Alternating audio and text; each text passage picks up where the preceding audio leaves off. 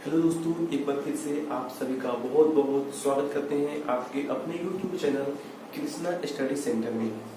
आज का जो वीडियो है इसमें हम लोग जो है सो ऑब्जेक्टिव क्वेश्चन करेंगे और इसका जो है सो सेट नंबर 1 से लेकर के सेट नंबर 4 तक हम जो है सो पहले ही जो है सो कर चुके हैं और आज हम लोग जो है सो वही सीरीज को आगे बढ़ाएंगे और उससे जो आगे प्रश्न बचा हुआ है सेट नंबर 5 इसको जो है सो आज हम लोग कंप्लीट करेंगे।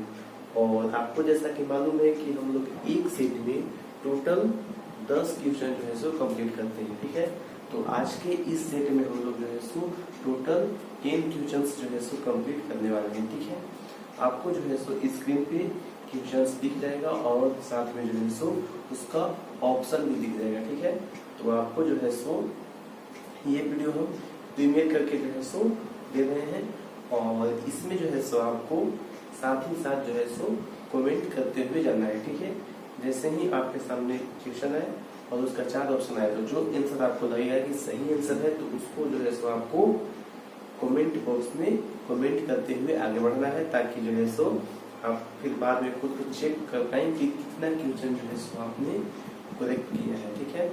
तो चलिए आज की इस क्लास को जो है सो हम लोग स्टार्ट कर देते हैं। आज का जो सबसे पहला प्रश्न है वो कहता है कि मनरेगा यानी कि जो शुरुआत में जिसका नाम था नरेगा, ठीक है, इसकी शुरुआत कब हुई थी।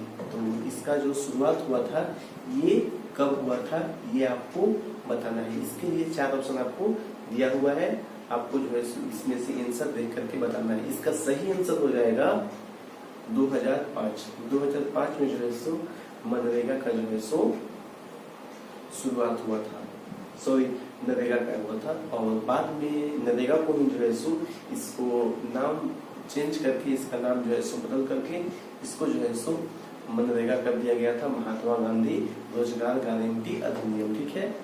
तो चलिए आई होप आपको समझ में आ गया होगा। इसका जो शुरुआत हुआ था ये हुआ था 2005 में हुआ था। इसके बारे में हम लोग जो है सो पहले भी पढ़ चुके हैं।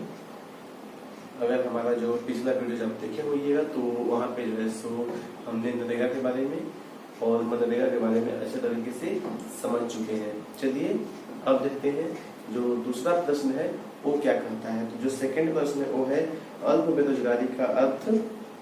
अल्प बेरोजगारी का अर्थ ऐसी स्थिति है जहाँ लोग क्या होते हैं। पहला ऑप्शन आपके सामने है वो है, देख सकते हैं, बेरोजगार है। सेकंड ऑप्शन है रोजगार में है परंतु क्या है, रोजगार में है परंतु कम वेतन पा रहे हैं। और जो ऑप्शन नंबर 3 है वो है आपका रोजगार में है परंतु उत्पादन शून्य है। रोजगार में है लेकिन उत्पादन शून्य, ये है ऑप्शन नंबर 3। और जो सबसे अंतिम ऑप्शन है वो है आपका थोड़े समय के लिए बेरोजगार। तो ये 4 ऑप्शन आपके सामने दिया हुआ है, आपको बताना है कि कौन सा आंसर जो है सो करेक्ट होगा, कौन सा आंसर सही होगा, ठीक है। तो इसका सही आंसर हो जाएगा ऑप्शन नंबर सी, यानी कि रोजगार में है परंतु उत्पादन क्या है, शून्य है, ठीक है। आई होप आपको समझ में आ गया होगा। आगे हम लोग बढ़ते हैं। जो आज का 3rd नंबर प्रश्न है वो क्या कहता है। जो तीसरा है वो है आपका निम्न में से कौन सी गतिविधियां तृतीय क्षेत्र में नहीं आती है। निम्न में से जो है सो कौन सी गतिविधि है जो कि तृतीय क्षेत्र के अंतर्गत नहीं आती है। 4 ऑप्शन आपको दिया हुआ है। ऑप्शन ए है बैंकिंग, बी है मधुमक्खी पालन, ऑप्शन नंबर सी है आपका अध्यापन यानी कि पढ़ाना, ठीक है। इसके बाद जो ऑप्शन नंबर डी है कॉल सेंटर जॉब, ठीक है। ये 4 ऑप्शन आपको दिया हुआ है। इसमें से कौन सा जो ऑप्शन है जो कि यहाँ पे बताना है कि तृतीय यानी कि जो टर्शरी सेक्टर है इसके अंतर्गत का जो है सो गतिविधि नहीं है, ठीक है। तो यहाँ पे सही आंसर आपका हो जाएगा ऑप्शन नंबर बी यानी कि मधुमक्खी पालन, ठीक है। तो ये ऑप्शन आपका सही हो जाएगा। इसके बाद जो है सो हम लोग आगे बढ़ते हैं और देखते हैं अगला जो प्रश्न है क्वेश्चन नंबर 4, ठीक है। सार्वजनिक क्षेत्र का उद्देश्य बताना है, ठीक है।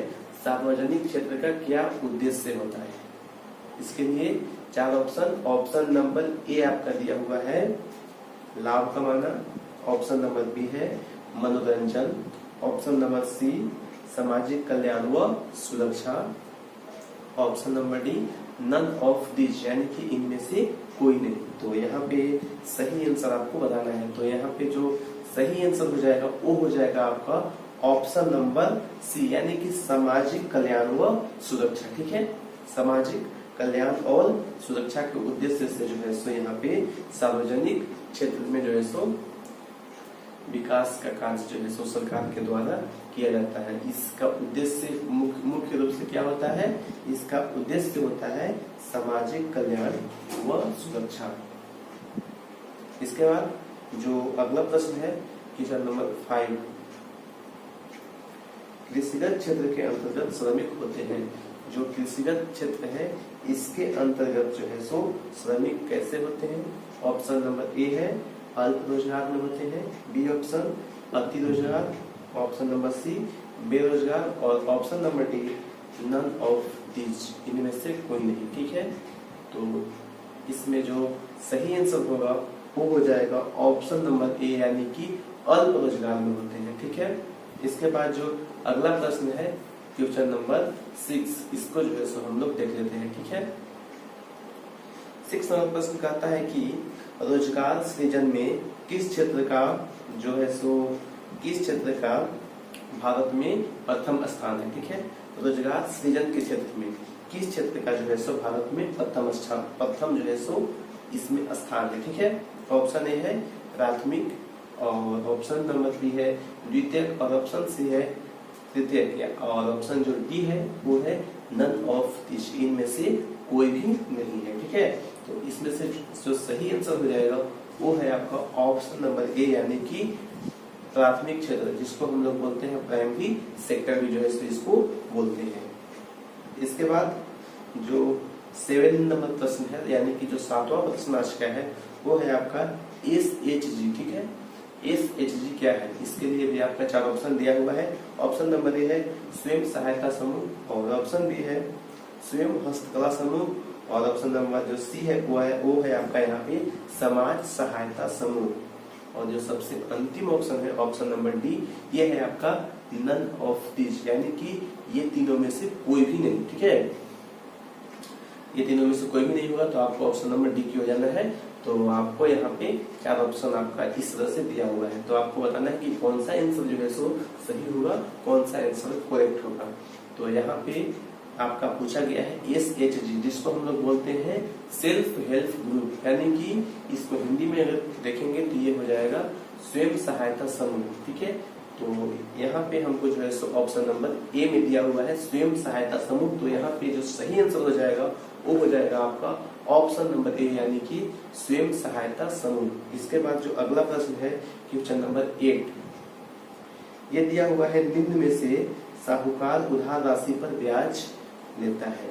निम्न में से जो साहूकार है वो उधार राशि पर ब्याज लेता है, तो किस टाइप का ब्याज लेता है? ऑप्शन यहाँ पे 4 ऑप्शन आप देखिएगा, इसमें से आपको जो सही आंसर है वो आपको देना है। ऑप्शन ए आपका दिया हुआ है बहुत ही ज्यादा कम, या फिर ऑप्शन नंबर बी है बहुत अधिक, ऑप्शन नंबर सी सामान्य और ऑप्शन नंबर डी है कि कुछ भी नहीं लेता है। ठीक है, तो ऐसा हो नहीं सकता है कि साहूकार कर्ज दे और कुछ भी ब्याज नहीं ले। ठीक है, तो ये तो इम्पॉसिबल है, तो ये ऑप्शन तो वैसे भी नहीं हो सकता है।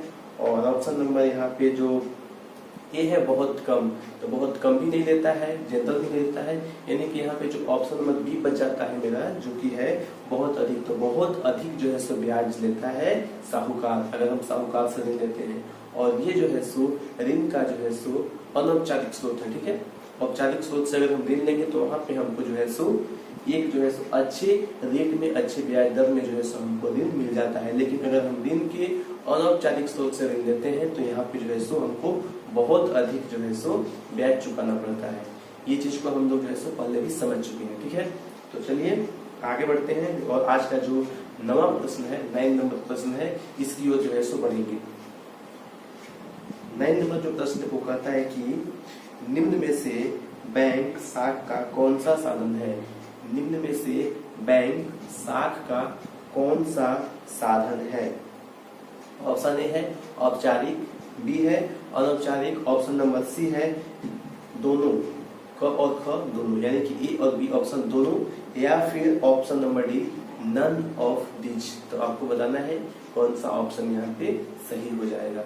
तो अभी हमने आपको ऊपर भी बताया कि बैंक जो है सो हमको एक जो है सो अच्छे दर पे, अच्छे ब्याज दर पे हमको ऋण उपलब्ध करवाता है, इसीलिए इसको हम लोग बोलेंगे कि ये जो है सो ऋण का औपचारिक स्रोत है। ठीक है, तो यहाँ पे जो आपका यहाँ पे सही आंसर हो जाएगा वो हो जाएगा ऑप्शन नंबर ए, यानी कि जो ए ऑप्शन है ये करेक्ट आंसर हो जाएगा। ठीक है, इसके बाद जो आज का अंतिम प्रश्न है वो आपका दिया हुआ है, बैंक अपने पास कितना नगद कोष रखता है। बैंक जो है अपने पास कितना नगद कोष रखता है। ठीक है, तो यहाँ पे आपको 4 ऑप्शन दिया हुआ है। ऑप्शन नंबर ए है कुल राशि का, बैंक के पास जितना भी राशि होता है उसका 10%, या फिर ऑप्शन नंबर बी में दिया हुआ है कि अपने कुल राशि का 15%, ऑप्शन नंबर सी है अपने कुल राशि का 25%, या फिर ऑप्शन नंबर जो डी है ये है कुल राशि का 50%। ठीक है, तो ये 4 ऑप्शन आपके सामने दिया हुआ है, तो यहाँ पे कौन सा आंसर सही होगा ये आपको बताना है। ठीक है, तो जो आरबीआई का गाइडलाइंस है इसको जो है सो आपको यहाँ पे याद रखना पड़ेगा। और हमने पहले भी बताया था कि आरबीआई के क्या क्या पावर है, उसके क्या क्या जो है सो कार्य है, और क्या क्या जो है सो कार्य वो करती है। ठीक है, तो ये आरबीआई का गाइडलाइंस का पालन करते हुए हर एक प्रत्येक जो बैंक है उसको जो है सो अपनी कुल राशि का 15%, ठीक है, 15% जो है सो नगद रखना जो है सो अनिवार्य होता है। तो हमको यहाँ पे ऑप्शन नंबर बी के साथ जो है सो जाना चाहिए, और यहाँ पे जो ऑप्शन नंबर बी होगा ये जो है सो करेक्ट आंसर हो जाएगा। ठीक है, तो आई होप आपको यहाँ पे सभी 10 क्वेश्चन अच्छे तरीके से जो है सो समझ में आ गए होंगे। तो चलिए दोस्तों, आज के इस वीडियो में जो है सो इतना ही प्रश्न था, और नेक्स्ट के वीडियो में हम लोग जो है सो सेट नंबर 6 के साथ फिर से उपस्थित होंगे, और कुछ और जो इम्पोर्टेंट प्रश्न है उसको जो है सो करेंगे। ठीक है, तो आज के इस वीडियो में इतना ही। चलते चलते जो है सो आप सभी से एक अनुरोध करना चाहेंगे कि अगर आपको ये वीडियो अच्छा लगा तो वीडियो को लाइक कीजिए, शेयर कीजिए, और अभी तक जो है सो आप हमारे YouTube चैनल को सब्सक्राइब नहीं किए तो आप इसको ज्यादा से ज्यादा सब्सक्राइब कीजिए और हमारे साथ जुड़िए। ठीक है, ऐसे ही और भी बहुत सारे जो इम्पोर्टेंट प्रश्न है इसको हम सीरीज में लाते रहेंगे। तो थैंक यू दोस्तों, वीडियो देखने के लिए आपका बहुत बहुत धन्यवाद। आपका दिन शुभ हो। जय हिंद, जय भारत।